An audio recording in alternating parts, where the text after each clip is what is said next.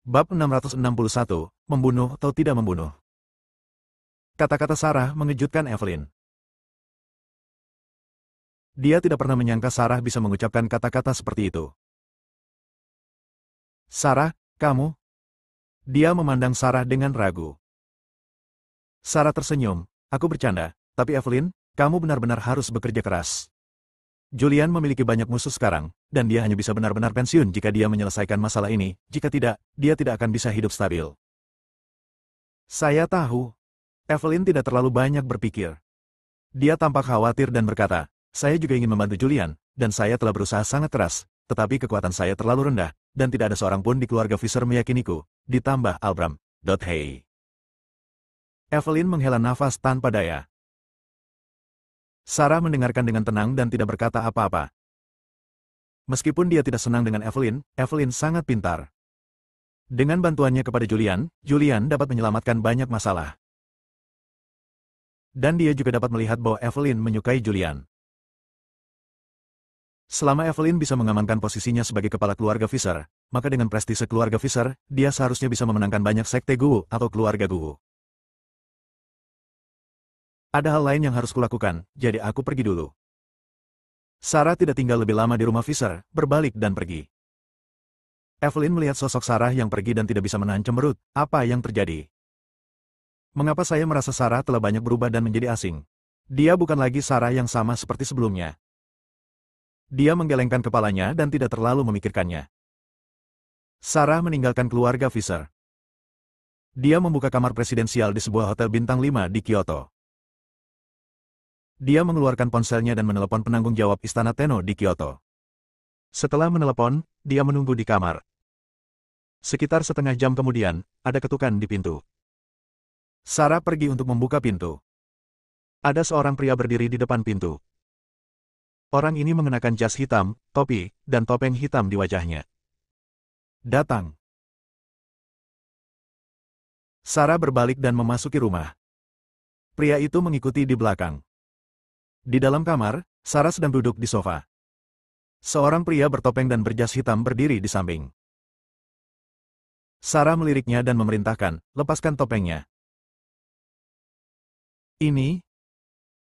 Pria itu sedikit ragu-ragu, dan kemudian terdengar suara serak, Tuan Muda, aturan sekte ini adalah Anda harus memakai topeng dalam keadaan apapun, dan Anda tidak dapat melihat orang dengan warna aslinya. Swoosh! Begitu dia selesai berbicara, pedang hitam diletakkan di lehernya. Kecepatannya sangat cepat sehingga dia bahkan tidak bereaksi. Sarah berkata dengan dingin, aku membiarkanmu melepasnya. Pria bertopeng itu sangat ketakutan hingga dia berkeringat. Setelah beberapa saat, dia menyadari apa yang dia lakukan dan perlahan melepas topeng di wajahnya. Saat itulah Sarah melihat wajahnya dengan jelas. Dia berusia 40-an dan memiliki penampilan yang sangat biasa, tidak ada yang istimewa dari dirinya.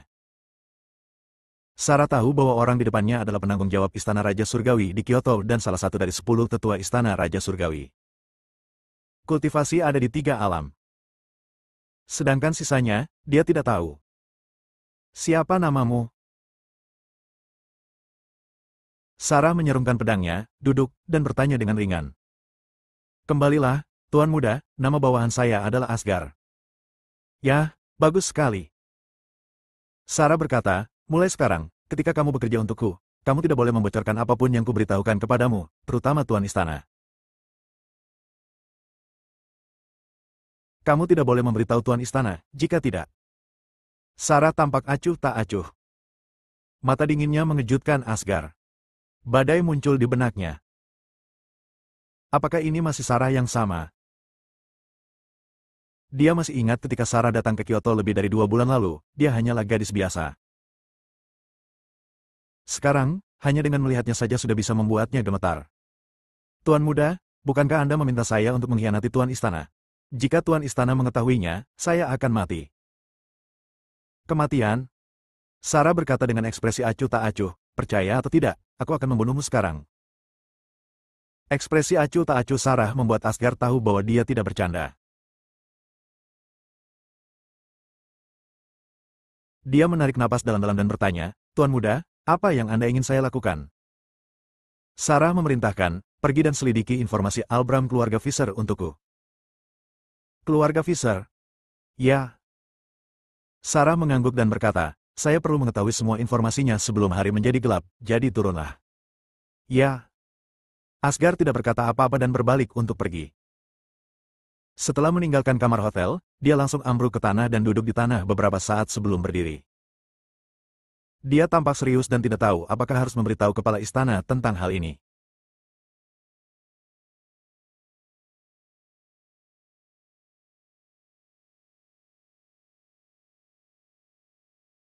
Namun setelah dipikir-pikir, dia merasa itu bukan masalah besar, jadi dia belum menceritakannya. Dia segera pergi dan mulai menyelidiki aliran sungai keluarga Fisher. Sarah, sebaliknya, sedang menunggu di hotel. Asgar sangat cepat dan kembali sebelum malam tiba. Tuan muda, semua informasi yang Anda inginkan ada di sini. Sarah mengambil informasi yang diserahkan oleh Asgar, membukanya dan membacanya dengan cermat. Albram adalah anggota keluarga Fisher dan putra Mark. Dimitri, paman Roger. Dia bersaing dengan Rudian untuk mendapatkan kepemimpinan klan dan meninggalkan Kyoto setelah kegagalan. Saya tidak kembali ke Kyoto sampai saat ini. Menurut data, kekuatannya ada di alam ketujuh. Namun, ini hanya tebakan berdasarkan berbagai tanda. Adapun keadaannya, saya tidak tahu. Data juga menunjukkan bahwa Albram memiliki 4 master. Budidaya keempat orang ini semuanya ada di 4 alam. Setelah membaca informasi ini, Sarah sedikit menyerah dan berkata, "Oke, kamu boleh turun." Asgar memandang Sarah dan bertanya, "Tuan muda, mengapa Anda ingin menyelidiki keluarga Fisher, Albram?"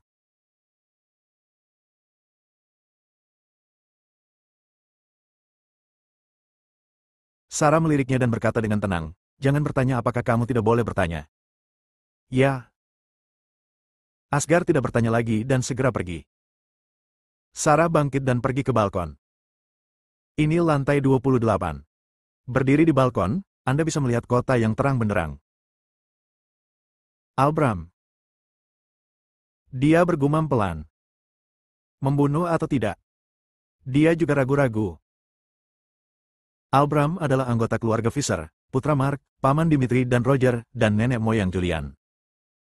Jika dia terbunuh, bagaimana jika Julian kemudian mengetahuinya dan menyalahkannya? Bagaimana jika dia terbunuh dan kakek menyalahkannya? Namun, Albram adalah batu sandungan bagi Evelyn untuk menjadi pemimpin klan. Jika dia tidak membunuhnya, bagaimana Evelyn bisa mengamankan keluarga Fisher? Jika Anda tidak mengamankan keluarga Fisher, bagaimana Anda bisa membantu Julian? Sarah menjadi malu. Saat ini, dia tidak bisa mengambil keputusan. Dia berkonflik. Membunuh. Setelah berpikir lama, dia tampak sedih. Namun, masalah ini tidak dapat diketahui oleh Julian atau orang luar. Dia mengganti pakaiannya, menemukan topeng, dan keluar dengan memakai topeng. Keluarga Fisher. Albram sedang mengadakan pertemuan dengan beberapa anggota penting keluarga. Leluhur, Evelyn harus mati. Demi malam yang panjang dan mimpi yang tak ada habisnya, bunuh gadis ini Evelyn dulu. Seseorang menyarankan untuk membunuh Evelyn. Di ujung meja duduk seorang lelaki tua berusia 70 atau 80 tahun. Dia mengenakan pakaian biasa dan tampak seperti pejabat tinggi di serial TV. Dia tampak tak berdaya dan berkata, "Jika saya bisa membunuhnya, saya pasti sudah lama membunuhnya. Jika saya benar-benar membunuhnya, Rudian tidak akan menyerah. Apa yang harus kita lakukan? Jangan khawatir, gadis ini tidak bisa bermain denganku. Aku akan bermain dengannya perlahan." Saat ini, hembusan angin bertiup. Pintu tiba-tiba terbuka. Apa yang terjadi? Tidak apa-apa. Dari mana datangnya angin? Keluarga Fisher di ruangan itu tampak bingung. Bab 662, menyerah atau mati.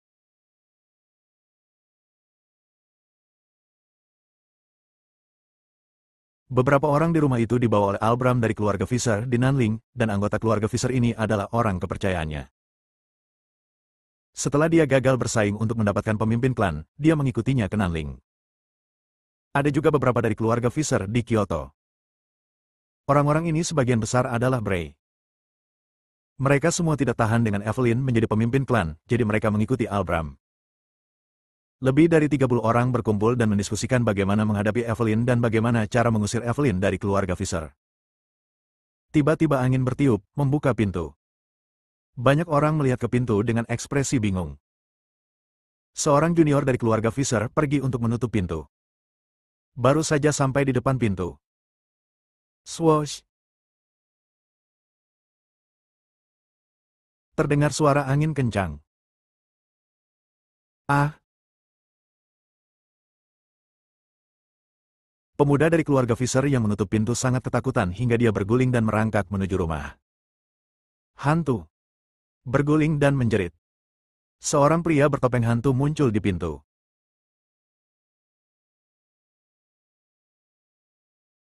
Topeng hantu ini terlihat agak garang dan menakutkan, seperti hantu, dengan darah di seluruh wajahnya. Pria bertopeng itu mengenakan jaket hitam besar. Saya tidak tahu apakah itu laki-laki atau perempuan, apakah dia tua atau muda. Yang terlihat hanyalah dia memegang pedang hitam panjang di tangannya, dengan bilah agak melengkung dan pengait di ujungnya. Siapa yang berani bertingkah seperti hantu di keluarga Fisher? Bray tiba-tiba berdiri, memperlihatkan tubuhnya, dan muncul di pintu kamar, tangan tuanya yang besar terulur dari lengan bajunya, dan dia mengangkat tangannya dan menamparnya. Orang ini adalah Sarah yang menyamar. Dia ingin membantu Julian dan membiarkan Julian menyelesaikan masalah ini di Kyoto secepat mungkin dan membuat Daxia benar-benar stabil. Dengan cara ini, Julian dapat pensiun bersamanya dan menjalani kehidupan yang tidak terkekang. Namun, dia tidak ingin Julian mengetahui bahwa dia sedang berlatih pedang ajaib secara rahasia. Dia tidak ingin Julian mengetahui bahwa dia diam-diam menggunakan kekuatan darah kura-kura. Dan Evelyn sangat membantu Julian. Dia ingin membantu Evelyn menghilangkan semua hambatan dalam perjalanannya menjadi patriark. Bray juga orang yang kuat. Bahkan jika dia tidak sebaik orang-orang kuat itu, kekuatannya tidak lemah. Sebuah telapak tangan terangkat, angin telapak tangan tajam dan memiliki kekuatan yang menakutkan. Sarah, yang menyamar, mengangkat tangannya. Pedang jahat sejati di tangannya menahan angin palem yang kencang. Bray mengambil tindakan dan menyerang pedang jahat sejati, tetapi pedang itu terpental kembali. Tubuhnya terjatuh lebih dari 20 meter dan jatuh ke tanah.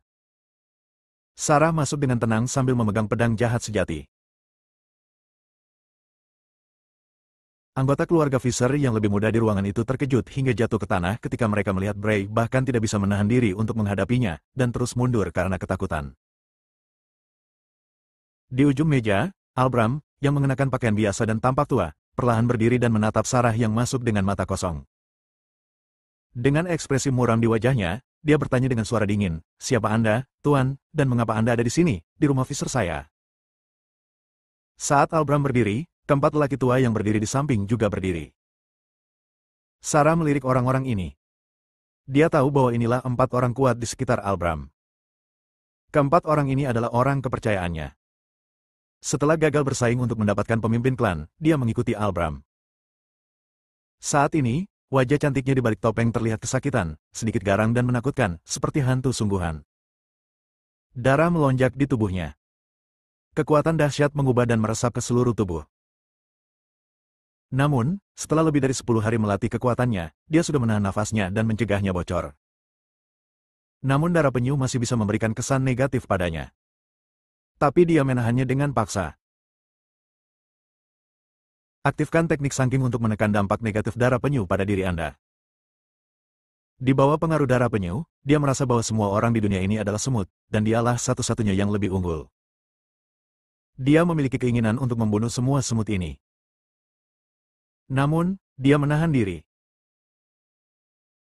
Semua orang menatap tamu tak diundang ini, dan suasana di dalam ruangan menjadi sedikit tidak normal. Albram, aku memberimu 2 cara, menyerah atau mati. Suara rendah dan serak terdengar di ruangan itu. Albram sedikit terkejut. Haha. Lalu dia mulai tertawa liar. Tertawalah atas ketidaktahuan pria di depanmu. Dia tertawa karena dia sudah terlalu lama diasingkan dari dunia, dan bahkan kucing dan anjing datang ke pintunya dan memintanya untuk menyerah. Tersenyum, wajah tua itu tenggelam, dan dia tiba-tiba mengangkat tangannya dan menunjuk ke arah Sarah di depannya. Itu tergantung apakah kamu memiliki kemampuan. Begitu dia selesai berbicara, keempat majikannya mengambil tindakan pada saat yang bersamaan. Keempat orang ini semuanya berada di alam keenam. Empat orang mengambil tindakan pada saat yang sama, yang sebanding dengan alam ketujuh.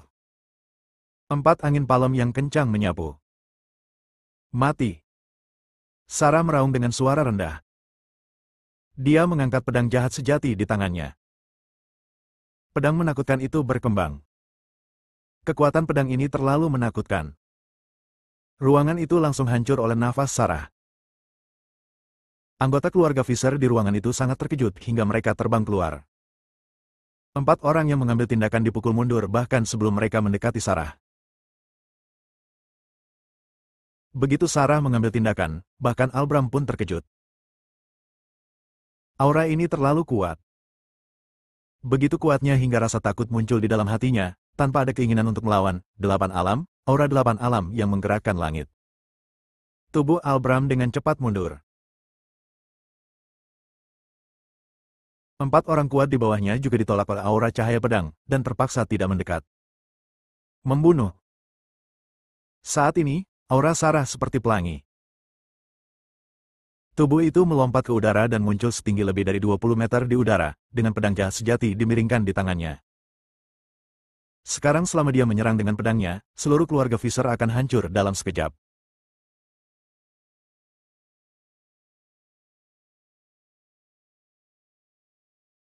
Namun, pada saat kritis, dia menahan diri. Tubuhnya bersinar dan dia muncul di depan Albram, yang tampak heran di bawah. Tubuhnya turun, dan aura di tubuhnya terkunci pada Albram. Albram tidak berani bergerak sama sekali. Sarah meraih Albram yang ketakutan, melangkah keluar, menginjak kehampaan, dan langsung menghilang dari pandangan keluarga Fisher. Sarah baru saja pergi. Evelyn datang bersama banyak anggota keluarga Fisher. Melihat rumah-rumah hancur yang terguncang dan banyak anggota keluarga Fisher jatuh ke tanah, muntah darah, mau tak mau saya tercengang. Di mana Albram? Apa yang terjadi?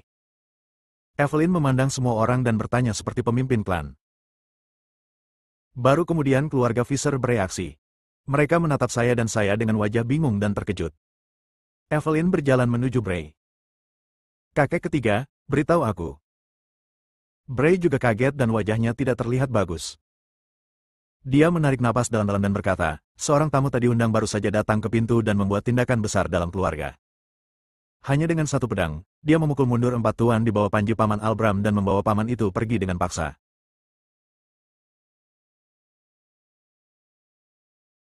Apa? Bawa pergi leluhur Albram? Ekspresi Evelyn sedikit berubah. Dia memahami kekuatan Albram, dia berada di alam ketujuh. Bahkan orang kuat dari alam ke-8 tidak dapat membawanya pergi dengan mudah. Siapa itu? Evelyn bertanya setelah terkejut. Saya tidak tahu. Dia memakai topeng dan meremehkan penampilannya. Saya tidak tahu apakah dia tua atau muda, dan saya tidak tahu apakah dia laki-laki atau perempuan. Orang ini sangat kuat, kultivasinya harus berada di alam ke-8, dan pencapaiannya di alam ke-8 tidaklah rendah. 8 alam? Evelyn tampak serius. Di dalam Daxia, ada banyak pejuang dari 8 alam. Hampir semua orang kuat dari 8 alam muncul di konferensi Tianshan. Dengan pedang, dia bertanya. Ya. Bray menjawab, pedang hitam. Aura pedang ini begitu kuat hingga membuat orang gemetar ketakutan. Pedang hitam? Evelyn berpikir. Di Sekte Tianshan beberapa hari yang lalu, dia juga melihat banyak pria kuat melawan kura-kura roh, tapi dia tidak melihat satupun pria kuat menggunakan pedang hitam. Siapa itu? Dia tampak serius. Bab 663, Albram pergi. Di pinggiran kota Kyoto, tidak ada jalan raya. Di pinggir jalan, di jalur hijau. Seorang pria bertopeng menakutkan dan jas hitam besar dengan santai melemparkan seorang lelaki tua berpakaian preman ke tanah. Yang terlempar ke tanah adalah Albram. Dia jatuh ke tanah karena malu dan menatap Sarah, yang berdiri di depannya dengan mengenakan topeng yang menakutkan. Ada kesungguhan yang langka di wajah lamanya. Siapa kamu? Siapa kamu? Mengapa kamu membawaku ke sini? Albram merasa sedikit takut. Menghadapi Sarah yang kuat, dia tidak punya keinginan untuk bertarung. Dia tidak tahu siapa pria di depannya, atau mengapa dia dibawa ke sini. Dia merasa terancam kematian. Sarah menatap Albram yang jatuh ke tanah. Darah di tubuhnya juga menjadi tenang, pikirannya jernih, dan dia tahu apa yang dia lakukan. Albram, ada dua cara untukmu sekarang, yang pertama adalah mati, yang lainnya adalah bekerja untukku dan mengikuti pengaturanku. Sarah merendahkan suaranya secara khusus. Menjadikan suara lebih dalam dan serak. Albram tidak tahu apakah orang di depannya adalah laki-laki atau perempuan. Jika kamu ingin aku mendengarkanmu, kamu harus memberitahuku siapa dirimu. Albram berbicara. Sebelum dia selesai berbicara, pedang hitam dingin sudah diletakkan di lehernya. Kamu tidak punya hak untuk mengetahuinya. Albram sangat ketakutan hingga dia berkeringat dingin. Dia merasakan nafas kematian. Pria di depanku terlalu kuat. Itu sangat kuat sehingga dia gemetar ketakutan. Dia tahu jika dia tidak menurut, dia pasti akan mati. Saya mendengarkan, saya mendengarkan. Dia berkata dengan tergesa-gesa, saya ingin tahu apa yang senior ingin saya lakukan. Untuk bertahan hidup, dia harus menanggung kesulitan. Tinggalkan Kyoto dan kembali ke Nanling. Jangan terlibat dalam urusan keluarga Fisher di Kyoto, kata Sarah dengan suara rendah. Mendengar ini, Albram tercengang. Itu saja. Pria di depannya membawanya ke sini dengan meriah hanya untuk menyuruhnya kembali ke Nanling dan tidak terlibat dalam urusan keluarga Fisher di Kyoto. Saat ini, dia mulai meragukan identitas pria bertopeng hantu di depannya. 8 alam. Mungkinkah ayahnya, Mark? Dia pikir itu sangat mungkin.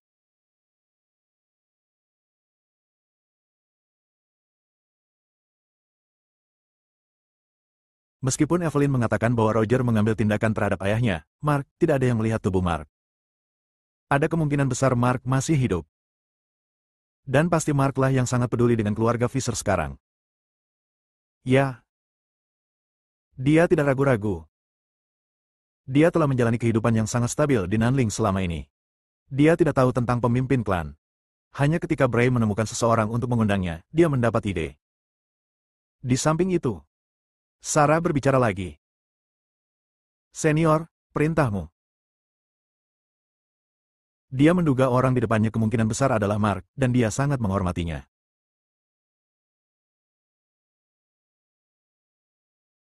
Sarah memerintahkan, setelah kembali ke Nanling, kami akan memeriksa dan menemukan bahwa ada beberapa pejuang yang putus asa di Daxia. Cobalah mencari cara untuk membawa mereka ke sini. Mendengar ini, Albram tertegun dan bertanya, apa yang kamu lakukan untuk memenangkan hati orang-orang yang putus asa? Tidak perlu bertanya lagi. Sarah berbalik dan pergi. Orang itu telah berbalik, tapi suaranya masih berdering. Tinggalkan Kyoto sesegera mungkin dan kembali ke Nanling. Saya akan memberitahu Anda apa yang harus dilakukan sesegera mungkin. Saya akan menghubungi Anda. Jika saya menemukan bahwa Anda memiliki sedikit pun niat untuk tidak patuh, keluarga Fisher di Nanling tidak akan meninggalkan apapun satu di belakang.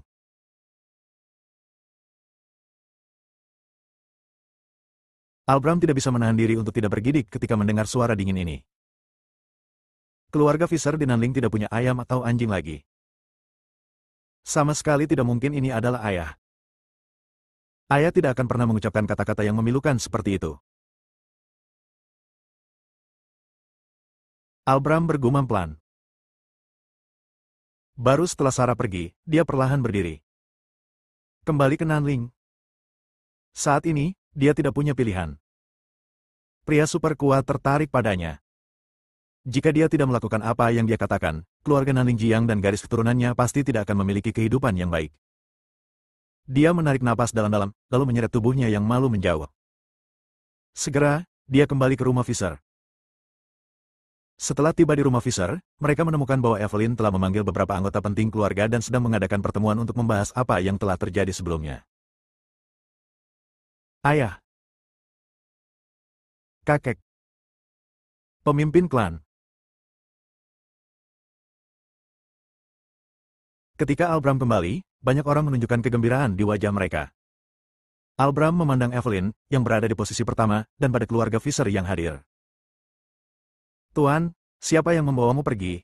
Salah satu dari 4 tuan di bawah Albram maju dan bertanya. Albram berhenti sebentar dan memotongnya. Dia tidak menjawab, tapi melihat ke arah Evelyn yang berada di posisi pertama, berjalan mendekat, dan mendatanginya. Evelyn juga menyadari ada yang tidak beres dengan ekspresi Albram, jadi dia tidak bisa menahan diri untuk tidak berdiri dan mundur beberapa langkah. Kamu, apa yang ingin kamu lakukan? Albram tiba-tiba tertawa. Hal ini membuat Evelyn semakin bingung. Evelyn, mulai sekarang, kamu adalah kepala keluarga Fisher. Albram berbicara. Satu batu sama menakjubkannya dengan ribuan ombak. Begitu kata-kata ini keluar, seluruh penonton terkejut. Leluhur Albram, apa maksudmu? Pemimpin klan, bagaimana kamu bisa berkompromi? Bagaimana gadis kecil seperti Evelyn bisa menjadi pemimpin klan? Jika kamu menyerahkan tahta, keluarga Fisher akan hancur di tangannya. Banyak orang yang panik dan berteriak. Albram berbalik, memandang semua orang, dan berkata, keluarga Nanling Jiang, ikuti saya kembali ke Nanling dan segera pergi. Setelah mengatakan itu, dia berbalik dan pergi. Di ruangan besar itu, semua orang menatapku dan aku, dengan ekspresi keheranan di wajah mereka. Mengapa ketika dia kembali setelah ditangkap, dia tampak menjadi orang yang berbeda? Orang-orang Nanling tidak senang dan tidak mau pergi. Tapi Albram adalah kepala keluarga Fisher di Nanling, dan tidak ada yang berani melanggar perintahnya. Anggota keluarga Nanling Jiang pergi satu demi satu. Segera, hanya keluarga Fisher Kyoto yang tersisa di ruangan itu. Evelyn berdiri di depan, memandangi anggota keluarga Fisher Nanling yang perlahan-lahan pergi, dengan ekspresi ragu-ragu. Dia sedingin es dan pintar, tetapi saat ini dia tidak tahu apa yang terjadi. Seseorang masuk ke rumah Fisher dan membawa pergi Albram. Tapi Albram kembali hidup-hidup. Setelah kembali, dia menyerah bersaing untuk posisi kepala keluarga dan bergegas kembali ke Nanling. Ini sangat aneh. Siapa yang membantuku?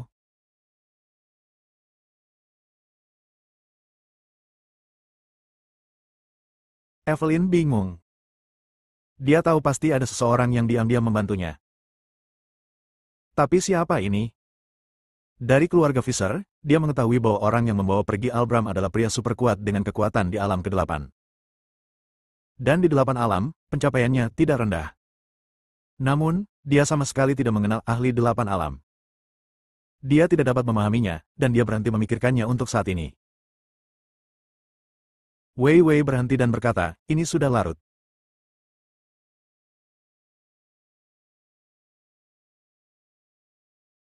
Semuanya, silakan kembali dan istirahat. Jika ada hal lain, kita akan membicarakannya besok pagi. Setelah mengatakan itu, dia berbalik dan pergi. Keluarga Fisher tampak tidak berdaya. Albram telah tiada, dan sekarang tidak ada yang bisa bersaing dengan Evelyn untuk posisi pemimpin klan. Evelyn kembali ke ruang belajar di halaman tempatnya berada. Dia duduk di depan meja, mengetuk meja dengan jari rampingnya, dan berpikir dengan hati-hati. Dalam benaknya, peristiwa yang terjadi selama periode ini dan orang-orang penting yang berhubungan dengannya terus muncul kembali. Dia berhubungan dengan Raja dan Alan. Namun, baik Raja maupun Alan tidak akan mengirim orang kuat dari alam ke-8 untuk membantunya mengamankan posisinya sebagai kepala keluarga Fisher. Pada saat ini, sebuah pemandangan muncul di benaknya. Apa yang dikatakan Sarah padanya hari ini terlintas di benaknya. Kalau begitu menghilang. Kalimat ini muncul di benaknya. Pedang hitam. Evelyn memikirkan apa yang dikatakan anggota keluarga Fisher lagi. Mungkinkah itu Sarah? Setelah mendapat ide ini, dia terkejut dan langsung menolak ide tersebut. Tidak mungkin, sangat tidak mungkin itu adalah Sarah. Seseorang yang memakai topeng hantu dapat membuat leluhur Albram tidak dapat melawan. Sarah baru saja mulai berlatih seni bela diri. Dia baru mengenal seni bela diri selama 2 bulan. Bagaimana bisa dia menjadi orang kuat di alam ke-8? Evelyn tersenyum mengejek. Dia menertawakan dirinya sendiri karena berani berpikir demikian. Bahkan Sarah pun bisa memikirkannya. Bab 664, memasuki alam ke-8. Setelah Sarah pergi, dia melepas topengnya, melipatnya, menyimpannya, dan segera kembali ke hotel. Setelah sampai di hotel, dia melepas mantel besarnya dan juga melepas mantelnya. Dia hanya mengenakan pakaian tipis. Dia membelai rambut hitamnya dan bersandar di sofa empuk. Dia tidak tahu apakah dia melakukan hal yang benar atau tidak. Namun, dia tidak punya pilihan. Dia merasa malu pada Julian. Julian memberikannya tanpa pamrih, tetapi dia tidak tahu apa yang harus dilakukan dengannya. Dia tidak tahu bagaimana menghargainya sampai dia kehilangannya. Dia ingin bersama Julian dan menghabiskan sisa hidupnya bersama. Tapi hati Julian adalah tentang negaranya. Jika negaranya tidak stabil, Julian tidak akan menyerah, dan dia tidak akan dengan sepenuh hati mengasingkan diri bersamanya dan menjalani kehidupan yang tidak terkekang. Bagi Julian, dia harus melakukan hal-hal ini. Di tengah sungai, Julian sedang berlatih di pengasingan. Dia sedang menyempurnakan ramuan dalam penyuruh di pengasingan. Penyuruh telah hidup entah berapa ribu tahun, dan ramuan di dalamnya mengandung energi yang agung. Kekuatan yang terkandung dalam ramuan batin sangat kejam. Kekuatan ini tidak hanya dapat mempengaruhi pikiran seseorang, tetapi juga membuat energi sejatinya menjadi ganas dan kepribadiannya menjadi mudah tersinggung. Untungnya, Julian berlatih teknik sangking yang diberikan oleh Sarah. Setelah menyerap energi ramuan dalam, dia dapat menggunakan teknik sangking untuk secara paksa menekan kekuatan kekerasan. Kendalikan secara paksa keinginan yang lahir di hati Anda. Terakhir, sempurnakan energi ini secara menyeluruh dan ubah menjadi energi Anda yang paling kuat dan sejati. Dia telah berlatih dengan konsentrasi tinggi. Keahliannya semakin kuat dari hari ke hari. Dalam sekejap mata, 1 bulan telah berlalu. Julian telah melakukan retret bulan ini. Dia telah menyempurnakan sebagian besar ramuan batin, dan sekarang dia telah mencapai puncak alam ke-7, dan hanya selangkah lagi dari alam ke-8. Dulu ketika dia berada di puncak gunung bersalju Sekte Tianshan, dia dan Luka berdiskusi tentang seni bela diri. Luka juga bercerita banyak padanya. Julian tahu bahwa setelah mencapai puncak alam ke-7, masih ada 3 langkah yang harus diambil untuk mencapai alam ke-8. Itu sama saja dengan berpindah dari alam ke-6 ke alam ke-7. Dan lebih sulit untuk memasuki alam ke-8 dari alam ke-7. 3 langkah tersebut adalah melatih 5 organ dalam secara berurutan, mengumpulkannya, dan bergerak menuju dinasti Yuan. 5 organ dalam adalah jantung, hati, limpa, paru-paru dan ginjal. Langkah pertama relatif sederhana. Dibutuhkan penggunaan ki yang kuat untuk melembabkan kelima organ dalam. Ketika kelima organ dalam kuat, secara alami akan ada vitalitas. Begitu Anda mencapai keadaan ini, selama energi sejati Anda tidak hilang dan Anda terus-menerus dipelihara oleh energi sejati Anda akan dapat hidup lama. Dalam keadaan normal, jika energi mencukupi, hanya membutuhkan waktu sekitar 10 hari untuk mencapai langkah pertama. Langkah kedua adalah mengumpulkan. Kumpulkan kekuatan 5 organ dalam. Kekuatan ini bukanlah energi sejati, melainkan kekuatan hidup, nafas yang tak terlihat. Langkah ketiga adalah membawa 5 ki menuju Yuan. Jika Anda mencapai kondisi ini, Anda telah memasuki alam ke-8 dan berpindah ke langit. Dan semua ini terkait dengan energi sejati. Semakin kuat ki, semakin cepat seseorang dapat mengambil 3 langkah ini. Julian melihat ramuan dalam yang tersisa di tangannya. Pada saat ini, ramuan dalam kurang dari setengah dari jumlah aslinya. Energi yang tersisa seharusnya cukup bagiku untuk memasuki alam ke-8. Julian bergumam pelan. Segera, pemurnian dilanjutkan. Di bawah pengaruh Zeki yang kuat, alkimia batin terus disempurnakan, diubah menjadi energi yang kuat diserap, dikumpulkan secara gila-gilaan di 5 organ dalam, dan mulai memberi nutrisi pada 5 organ dalam. Dengan ramuan batin penyuruh, Julian dengan mudah mengambil langkah pertama. Kemudian mengambil langkah kedua. Ketika semua energi ramuan dalam dimurnikan, dia telah mengumpulkan kekuatan 5 organ dalam. Selama 63 hari retretnya, 5 aura kuat tiba-tiba muncul dari tubuhnya. Nafas ini mengalir ke atas kepalanya.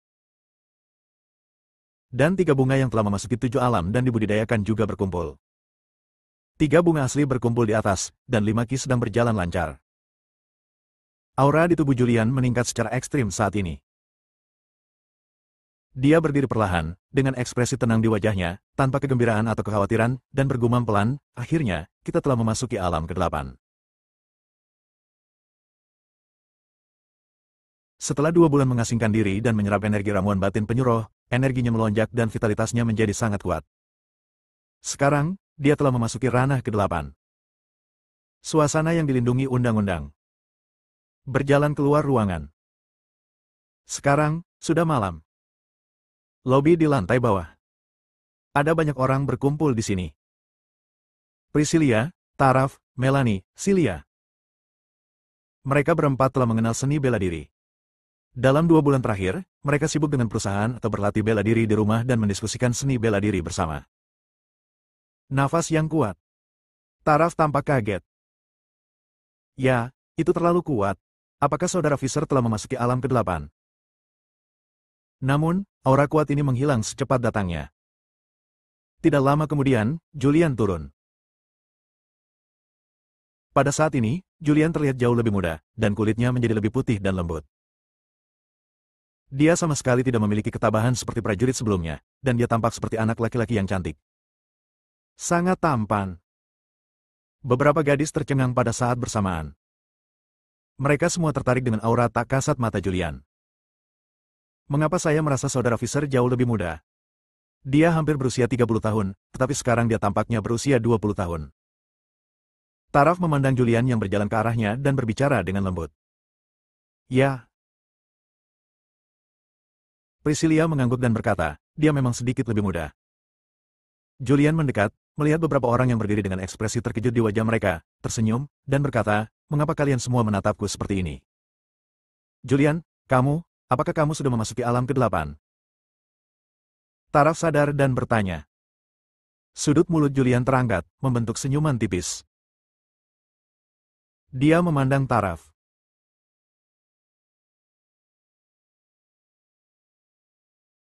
Taraf pulang kerja, mandi, dan mengenakan piyama putih, yang sedikit transparan, dan lekuk tubuhnya yang sempurna terlihat samar-samar. Rambut panjangku belum dikeringkan dan agak lembab. Wajahnya merah. Melihat Taraf, Julian merasakan sedikit rasa posesif di hatinya.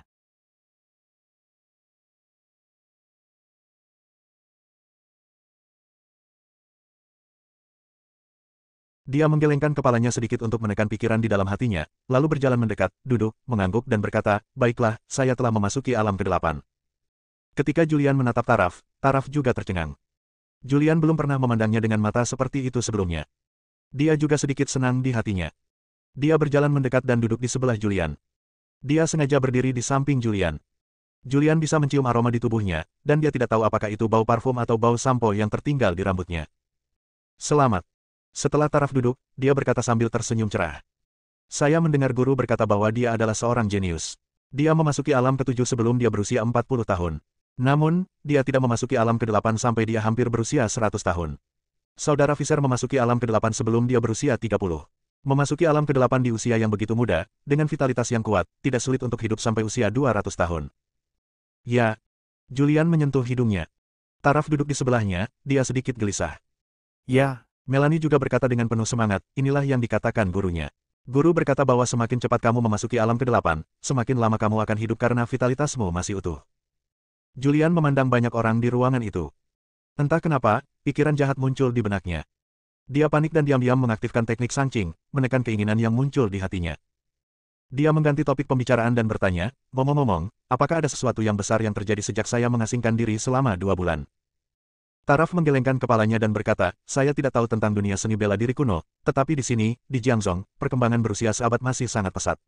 Dalam 2 bulan setelah tahun ini, kami telah mencapai perjanjian kerjasama dengan banyak orang perusahaan internasional, dan kita meskipun Salvation juga meningkat, namun masih jauh tertinggal dibandingkan 100 tahun yang lalu.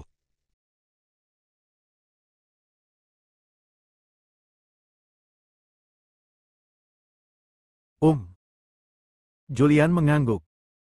Jangan khawatir tentang Centennial. Yang dia khawatirkan saat ini adalah situasi di Kyoto. Dia tidak tahu seperti apa situasi di Kyoto. Dalam 2 bulan terakhir, dia berkonsentrasi pada retret, dan dia tidak bertanya kepada Sarah, dan Sarah juga tidak menelponnya. Bab 665, Tianmen. Sudah lebih dari 2 bulan, hampir 3 bulan, sejak konferensi Tianshan. Orang-orang kuat yang telah memperoleh ramuan dalam dari penyuruh seharusnya hampir menyempurnakan ramuan dalam, dan mereka juga harus keluar untuk menimbulkan masalah. Pemilihan umum pada bulan Oktober tinggal setengah tahun lagi. Dalam lebih dari setengah tahun, semua masalah harus diselesaikan. Para wanita memandang Julian dengan penuh semangat. Setelah Julian mengaktifkan teknik sangking lagi, dia menekan keinginan di dalam hatinya. Dia melihat ke beberapa orang dan berkata, saya khawatir akan ada masalah di Kyoto. Jadi saya tidak tinggal di sungai lagi dan bergegas ke Kyoto semalaman. Berangkat sekarang. Taraf tertegun sejenak, dengan ekspresi kecewa di wajahnya. Dalam 2 bulan terakhir, meskipun Julian telah berada di sini, dia telah melakukan retret, terkadang makan 1 kali sehari, terkadang tidak makan selama beberapa hari. Dia juga jarang melihat Julian. Dia juga ingin mengambil kesempatan ini untuk rukun dengan Julian, dan setidaknya makan bersama sendirian. Tapi dia tidak menyangka Julian akan pergi secepat itu. Julian berdiri dan berkata, sudah lebih dari 2 bulan dan saya masih belum mengetahui situasi di Kyoto. Saya harus pergi dan melihat-lihat. Baiklah. Taraf juga tidak ingin tinggal.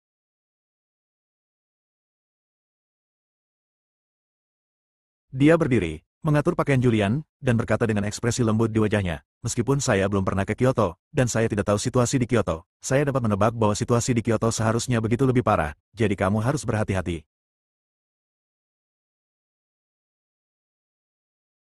Ketika Taraf sedang menyesuaikan kera Julian, gerakan lembut dan nada perhatiannya membuat hati Julian terasa hangat. Dia memiliki keinginan untuk memeluk Taraf, dan dia sudah mengangkat tangannya dan menyentuh pinggang Taraf. Namun pada saat kritis, dia menahan diri. Saya akan berhati-hati. Julian berhenti, menyapa beberapa orang, dan langsung keluar.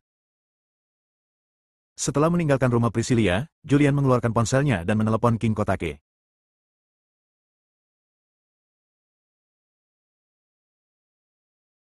Saudara Fisher, sungguh mengejutkan. Saya belum mendengar kabar dari Anda selama 2 bulan terakhir, dan saya belum mendengar bahwa Anda berada di kota Kyoto. Sedang sibuk apa?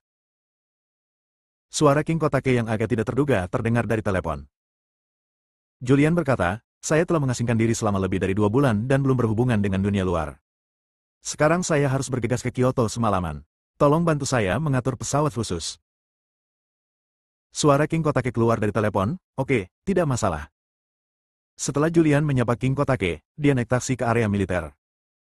Pada saat yang sama, hubungi Sarah. Kyoto, sebuah halaman rumah. Ini adalah halaman rumah yang dibeli Sarah setelah datang ke Kyoto. Selama lebih dari 2 bulan, dia pada dasarnya tinggal di sini. Dia sedang beristirahat di sofa. Telepon di atas meja berdering. Dia mengangkatnya dan melihat bahwa ide peneleponnya adalah suaminya. Dia menjawab telepon dengan tenang dan berkata dengan kata-kata lembut, suamiku. Julian bertanya, Sarah, mengapa kamu tidak menghubungi saya selama 2 bulan terakhir? Bagaimana situasi di Kyoto sekarang? Sarah menjawab, situasi di kota Kyoto agak rumit sekarang.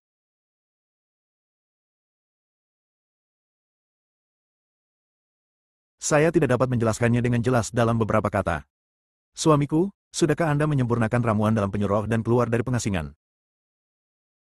Baiklah, saya sudah meninggalkan bea cukai. Saya sekarang dalam perjalanan ke kawasan militer. Saya akan segera naik pesawat khusus ke Kyoto. Sarah melihat waktu, sudah jam 11 malam. Setidaknya dibutuhkan waktu 2 jam untuk datang dari sungai. Kita akan membicarakannya saat kamu sampai di sini. Iya. Julian menutup telepon. Dan Sarah melemparkan ponselnya ke atas meja lagi. Bum, bum, bum. Ada ketukan di pintu. Datang.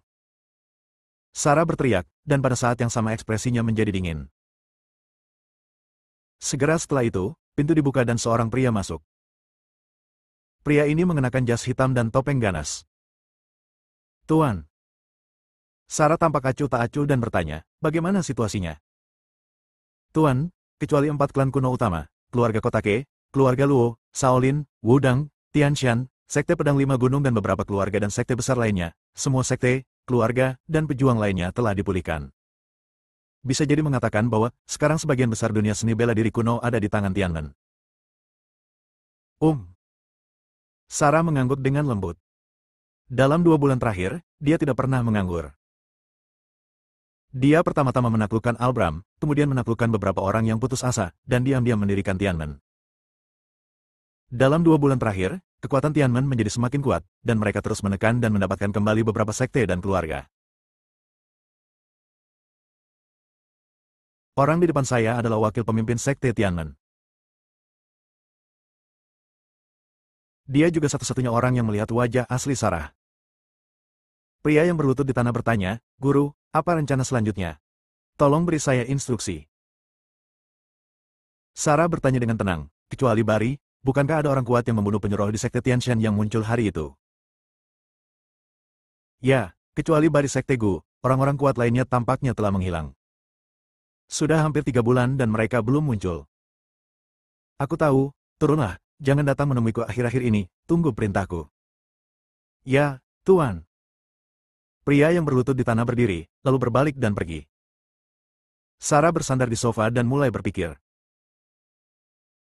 Sekarang sebagian besar dunia seni bela diri kuno ada di tangannya, hanya menyisakan beberapa kekuatan yang benar-benar kuat yang belum dia kuasai.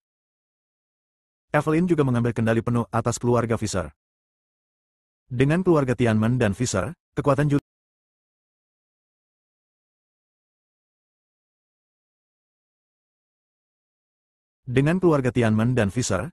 Julian telah mencapai tingkat yang lebih tinggi, tetapi ini tidak cukup. Kekuatannya bahkan tidak sampai setengah dari Sekte Gu. Jika dia berhadapan langsung dengan Sekte Gu, dia akan dikalahkan.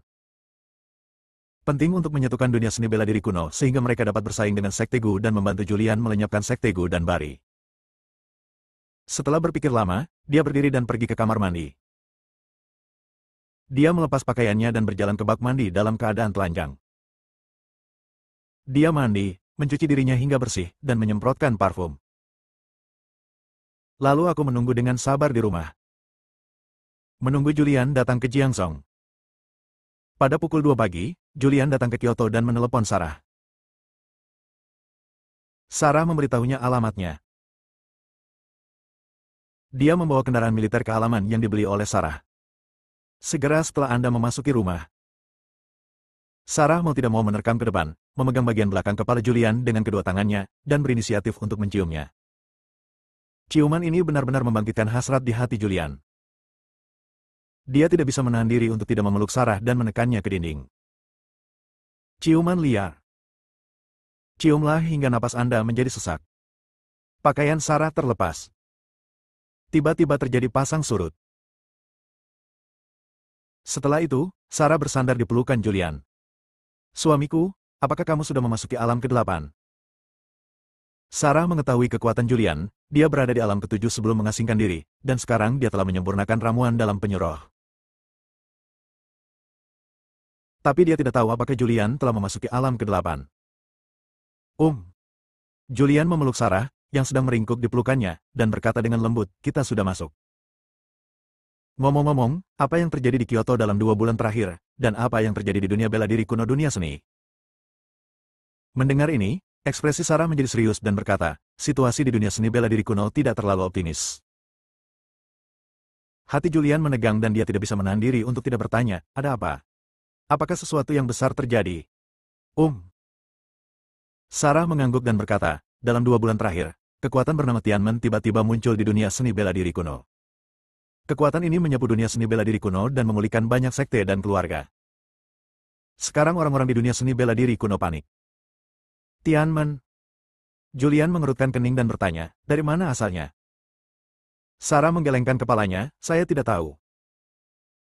Hanya saja dunia luar mengatakan bahwa anggota Tianmen semuanya adalah orang-orang kuat yang telah terkenal selama bertahun-tahun, tetapi mereka semua jahat dan bengkok.